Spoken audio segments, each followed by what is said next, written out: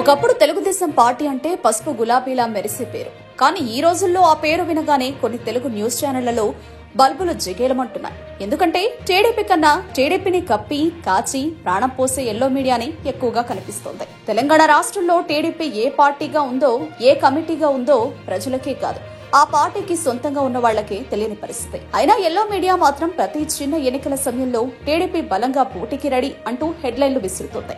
ఇక అసలు election result రాగానే న్యూస్ మైకులు మూసేస్తూ దాదాపు గెలిచేవాళ్లమే అన్నట్టుగా మాట మారుస్తుంది. ఇటీవల కొన్ని మీడియా వర్గాలు చెబుతున్న మాటలు విని అందరూ ఆశ్చర్యపోతున్నారు. తెలంగాణలో టీడీపీకి భవిష్యత్తు లేదంటే ఏంటి, తమిళనాడు, కర్ణాటక, ఒడిశా, మహారాష్ట్రలలో పుంజుకుంటుంది అంటున్నారు. ఇది విని టీడీపీ కార్యకర్తలే షాక్ తిన్నారట. అమ్మో, మేము ఈ పార్టీ వెతుక్కుంటుంటే మా పార్టీ విదేశాల్లో వెలుగును నింపుతోందా అని ముక్కును వేలేసుకుంటున్నారు.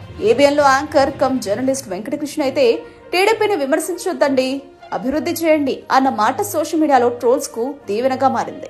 విమర్శ అనేది ప్రజాస్వామ్యంలో జీవమని మర్చిపోయారా, లేక ఏ నాయకుడి గురించి మాట్లాడుతూ విమర్శలకు అతీతంగా మారుతారో అర్థం కావడం లేదు. వెంకటకృష్ణ రోజు సాయంత్రం చర్చ పెడుతూ తెలంగాణలో టీడీపీ పుంజుకుంటోంది అంటే అందరూ చూసి నవ్వుతున్నారు.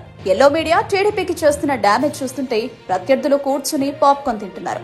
మనమేంటి, వాళ్ల మీడియా వాళ్ల పార్టీని చంపేస్తుంది, మేమేం చేయాలి అనుకుంటున్నారు. అసలు పార్టీకి నాయకత్వం కనిపించినా ప్రజలకు కనెక్ట్ అవ్వదు. అయినా ఎల్లో మీడియా మాత్రం తెలంగాణలో టీడీపీ జోష్ అంటూ ప్రత్యేక కథనాలు వేస్తూ ఉంటుంది.